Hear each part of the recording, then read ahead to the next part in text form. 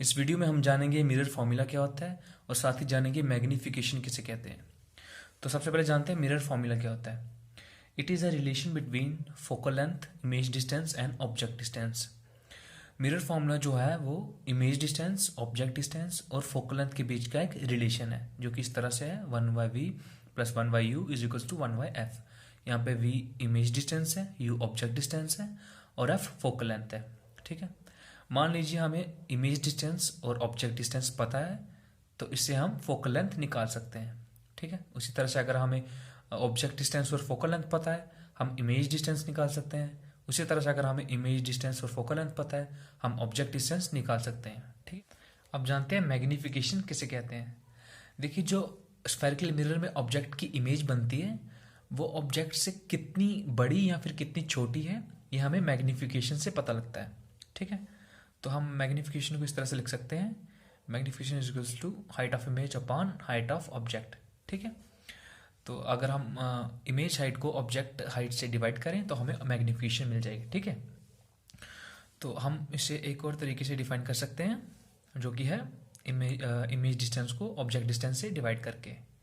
ठीक है, पर इसके साथ जो साइन आएगा वो नेगेटिव का आएगा। ठीक है, तो ये कुछ इस प्रकार हो गया। m यहाँ पे मैग्नीफिकेशन है, m is equals to h2/h1, height of image by height of object is equals to negative of v/u image distance upon object distance.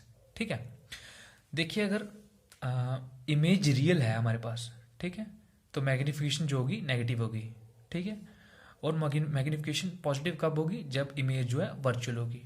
ठीक है, तो चलिए अब इसकी छोटी सी प्रॉब्लम कर लेते हैं। चलिए देखते हैं problem. A concave mirror produces 3 times magnified real image of an object placed at 10 centimetre in front of it. Where is the image located. देखिए, हमें दिया गया है कि एक कॉन्केव मिरर है जो कि 3 गुना मैग्नीफाइड रियल इमेज बना रही है ऑब्जेक्ट की। ठीक है, जो कि 10 सेंटीमीटर डिस्टेंस पे है मिरर से। ठीक है, हमें बताना है कि इमेज कहाँ पे बनेगी। ठीक है, तो हमें मैग्नीफिकेशन दी हुई है,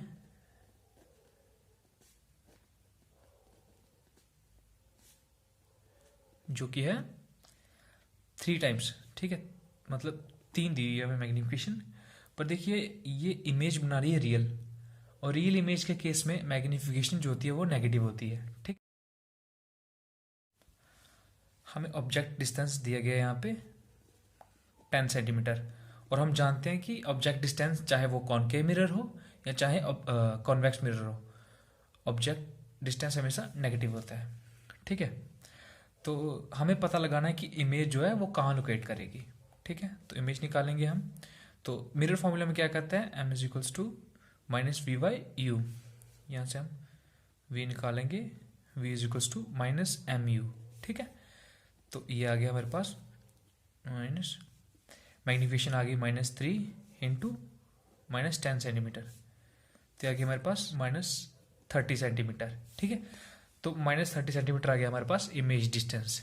ठीक है, तो हम जानते हैं कि इमेज डिस्टेंस नेगेटिव कब होता है, जब जो इमेज है वो मिरर के सामने होती है। ठीक है, उस केस में इमेज डिस्टेंस नेगेटिव होता है।